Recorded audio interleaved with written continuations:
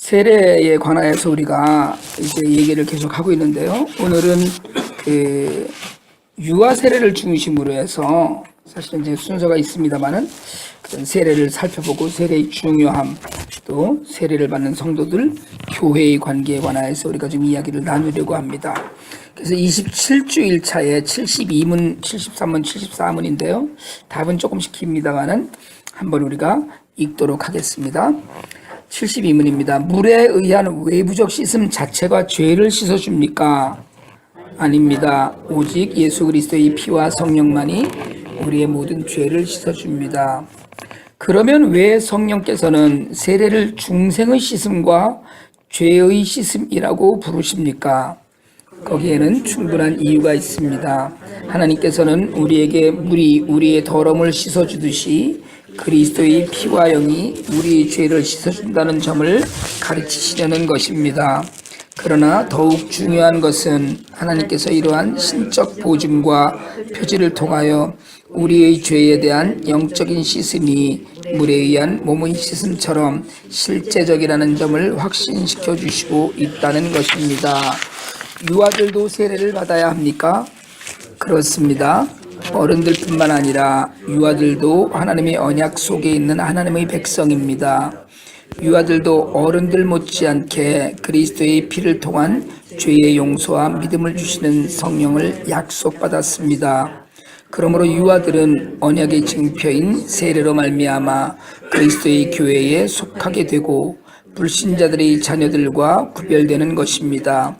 구약에는 이것이 할례로 말미암아 이루어졌으며 신약에 와서 세례로 대치된 것입니다.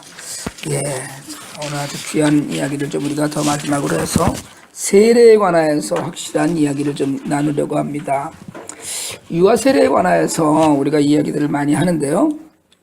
이제 그 하랑이 동생이 나면 시기적으로 한 달 정도 텀이 되면 부활주일 날 세례를 같이 하려고 하는데, 유아 세례를 받고 나면, 유아 세례 받으신 분 있어요? 손 들어보세요. 손. 이게 이제 그 얘기를 지금 들으려고 그런 거예요. 유아 세례를 받고 나면 세례를 받은 기억이 안 나는 거예요. 당연히 안 나죠. 원칙적으로 유아 세례는 3살 이하, 2살 미만이 법으로 정해져 있거든요. 그것이 지나면 유아 세례를 안 줘요. 그러니까 태어나서부터 보통 대개는 한 달, 처음 예배를 나올 때 보통 한 달 좀 지나야지 나오잖아요. 그때 이제 세례를 주는데 기억이 없다는 거예요, 자기는. 그러고 내가 직접 고백을 한 게 아니라는 거예요. 그래서 물론 이제 입교를 따로 하잖아요. 성년이 돼서 입교를 다시 하지만, 그런데 그러니까 유아세를 받아야 되느냐 이제 이런 그 문제가 되는 거예요. 그런데 신앙은 개인적인 문제가 사실은 아닙니다. 우리가 늘 이렇게 얘기하잖아요. 하나님과 나와의 문제다. 이렇게 얘기하지만 신앙은 무엇으로 이루어집니까? 신앙은 교회 공동체를 통해서 이루어지는 거예요. 신앙은 나 혼자 그 산속에 들어가서 혼자 돌을 닦으면서 이루어지는 게 신앙이 아닙니다.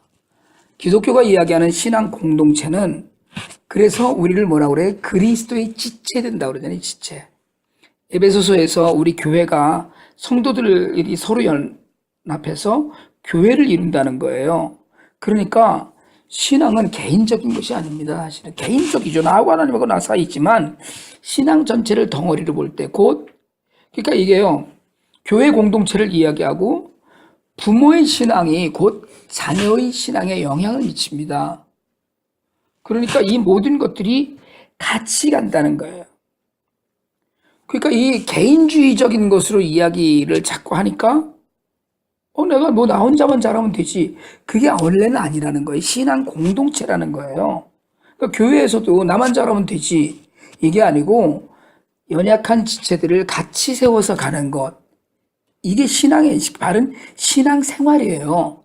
신앙 자체는 하나님과 나와의 관계이지만 신앙 생활은 공동체로 같이 가는 거예요. 나 혼자만. 그러니까 가족이 내가 나가서 일을 하고 내가 나가서 직장에 나가서 뭘 하지만 집에 돌아오면 가족이 있듯이, 그 가족이 뿌리가 되듯이 신앙 자체도 공동체의 책임의식 같은 거를 가지면서 그 신앙을 이끌어가야 된다는 거거든요. 그러니까 교회도 마찬가지입니다. 지금 요즘 우리가 사실은 교회가 워낙에 특별하게 많은 일들이 없어서 그렇지만 교회 공동체가 굴러가고 있는 모양을 보면 사실은 성경적으로 이야기하자면 목사는 설교하고 예배를 인도하고 그 나머지 모든 일들을 집사들이 다 나서 하는 거 아니에요, 사실은.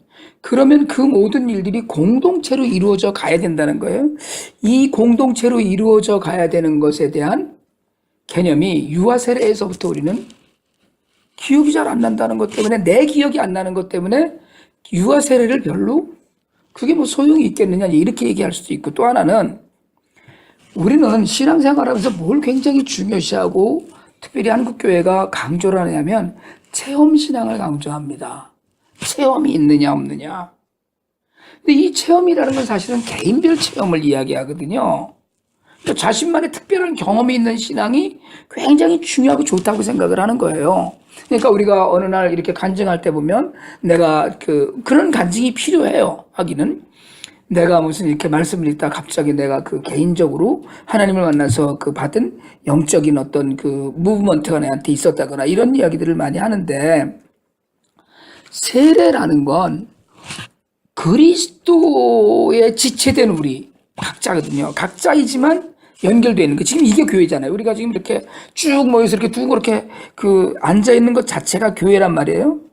그러니까 교회로 볼 때 이제 유아 세례 가서 다시 이제 74문에 가서 다시 말씀을 드리겠지만, 교회로 볼 때 한 사람 한 사람의 구성원으로 중요한데, 그 중요한 구성원들이 세례 난 기억에 전혀 없어서 유아 세례는 필요 없어, 이런 생각을 가질 수도 있다는 거예요. 그런데 오늘 72문에서 뭐라고 시작을 했냐면, 물에 의한 외부적인 씻음 자체가 죄를 씻어줍니까? 근데 이 카톨릭에서 이렇게 얘기하거든요. 영세를 받으면 완전히 그 영세로 씻어지는 거예요. 그리고 기독교에서는 그렇게 얘기하지 않습니다. 이 개신교에서는. 왜냐하면 세례는 죄를 씻는 게 아니에요. 세례는 죄를 씻는 것이, 죄를 씻는 자체가 아니고 죄의 씻음을 보여주는 표현이에요. 표지라고도 여기 얘기하는데, 그러니까 우리는 오직 예수 그리스도의 피와 성령만이 우리의 모든 죄를 씻어줍니다 그랬거든요. 오늘 우리가 읽은 본문에도 보면 성령이, 그러니까 세례는 너희를 구원하는 표라고 그랬고요. 그리고 육체의 더러운 것을 제하여 버림이 아니라고 그랬어요. 그러면서 우리가 이야기할 때 뭐라 그러냐면 피와 성령만이, 그러니까 세례를 받는다는 건 왜 중요하냐면 내가 기독교인이라는 구별 때문에 필요한 거예요. 근데 세례를 받는 그 시간부터 내 모든 죄가 사해지고 성령과 그리스도와 내가 연합되는 거냐 하면 그 표현이지 그것 자체가 아니라는 거예요. 그러니까 해야 되는 것인데 그 자체로 죄를 씻는 건 아니라는 거예요. 그러면 왜 성령님이 세례를 중생의 씻음과 죄의 씻음이라고 부르냐? 이걸 이제 지금 설명을 하는데, 몸의 더러움은 물로 씻거든요. 전 물이 정말 굉장히 중요하다는 생각을 늘 해요. 물이. 설거지를 이렇게 하다 보면 그릇을 태우는 건 불로는 망가뜨리는데 물에다 담궈 놓는 건 깨끗하게 해두잖아요. 이렇게 다 불어나잖아요. 우리가 왜 여기는 목욕탕을 안 가니까 잘 떼민다고 그러잖아요. 모든 것이 다 물로 된단 말이에요. 모든 것이. 심지어는 우리 몸의 70%가 물이다 이렇게 얘기하니까, 물은 씻기는 것인데 몸을 씻는 것처럼이지 그 물이 우리의 죄를 씻어주는 게 아니라는 거예요. 씻어준다는 점을 가르친다는 거예요. 이게 중요해. 씻는 걸 가르치는 것이지. 그러니까 세례를 오늘 받았다 그러면 네가 죄사함의 약속을 받았다는 것이지 지금 이 물로 물 몇 방울 떨어뜨림으로써 네 죄가 씻어졌다가 아니라는 거예요. 이건 성신자의 구분입니다. 그러니까 중요한 게 뭐냐면 여기 오늘 73문의 답의 중간에 보면, 그러나 더욱 중요한 것은 하나님께서 이러한 신적 보증, 이걸 언약이라고도 하고 약속이라고도 해요. 보증과 표지를 통해서 우리 죄에 대한 영적인 씻음이 물에 의한 몸의 씻음처럼이라 그랬어요.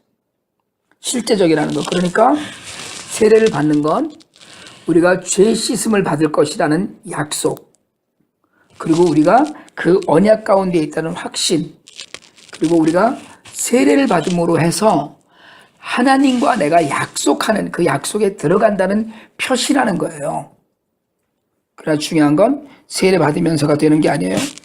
그런 면에서 유아 세례는 그럼 왜 필요하냐? 죄 씻음에 대한 약속이라고 그랬는데, 그 약속, 오늘 우리 그 성경 본문 중에 12번 한번 볼까요?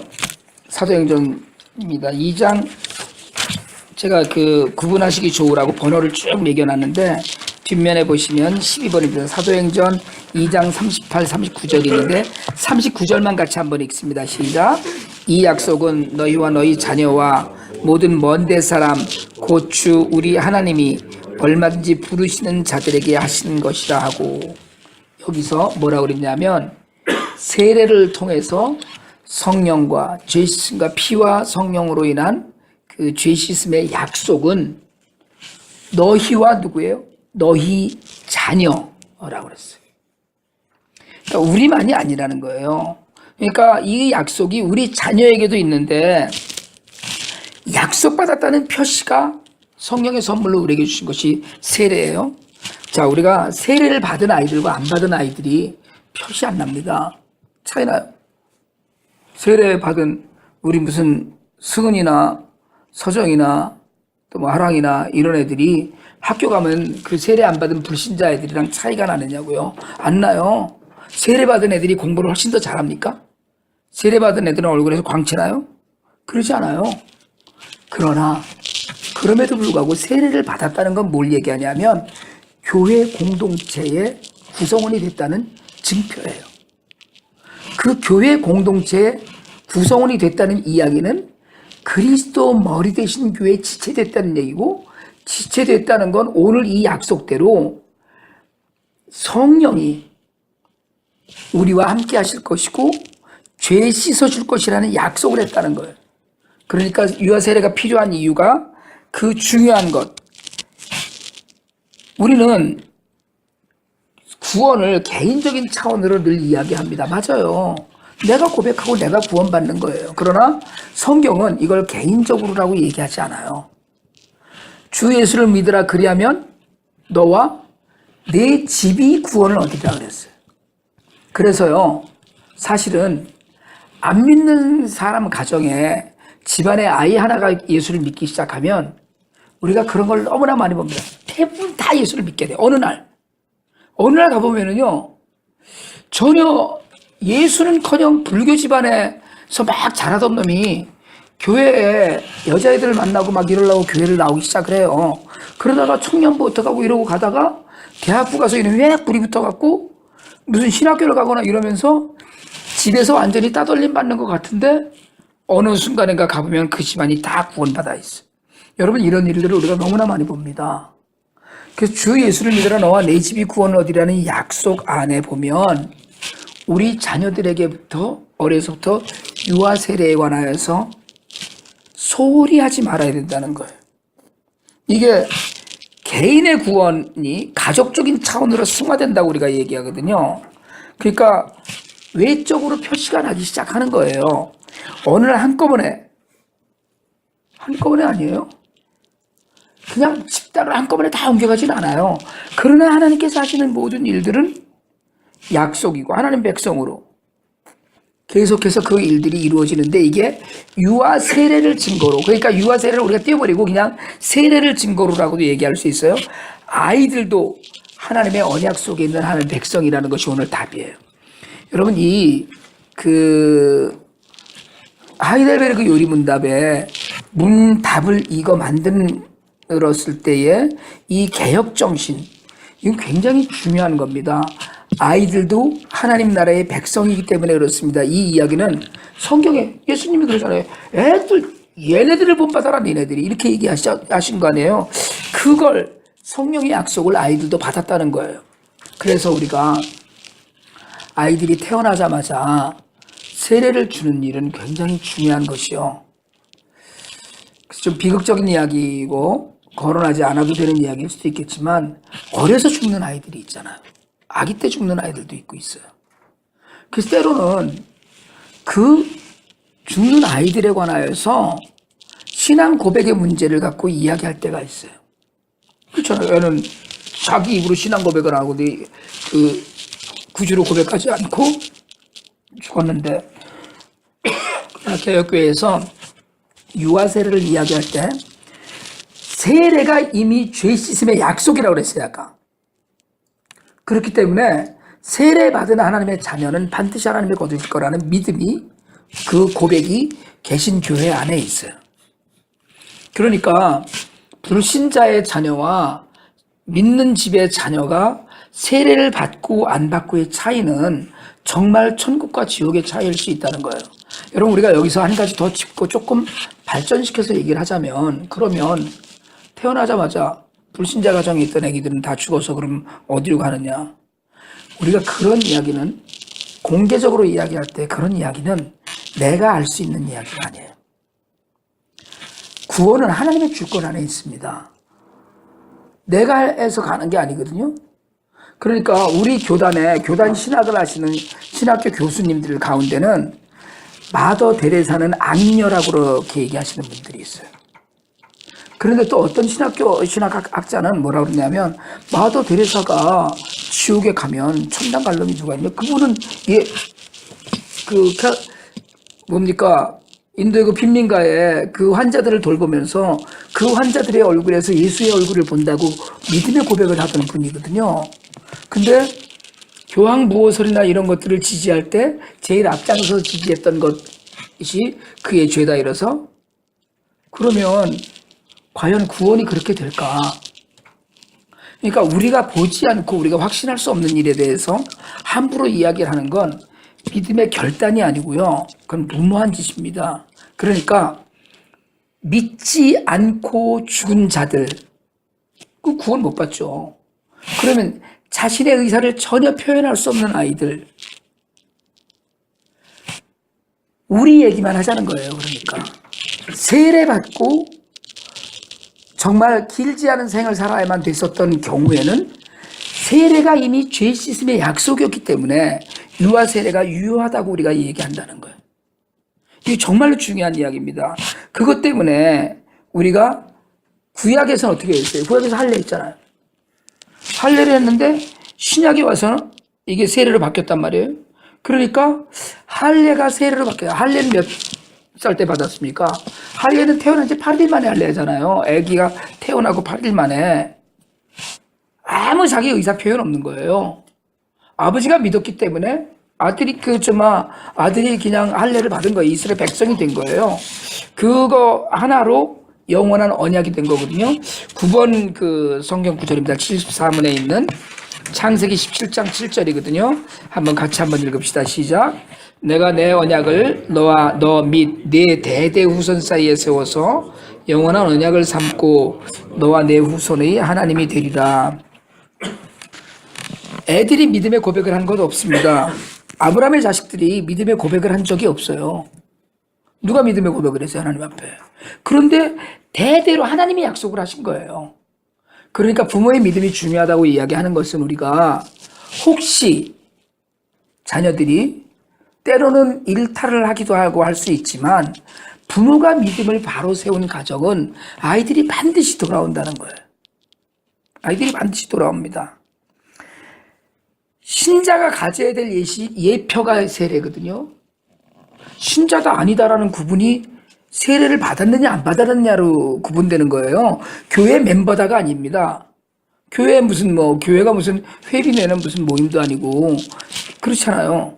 교회에 나와서도 그러니까 내가 정말 이번에 너무 감사한 건 우리 원근 형제가 12년 만에 이제 세례를 받는 건데 세례를 받아야지 신자인 거거든요.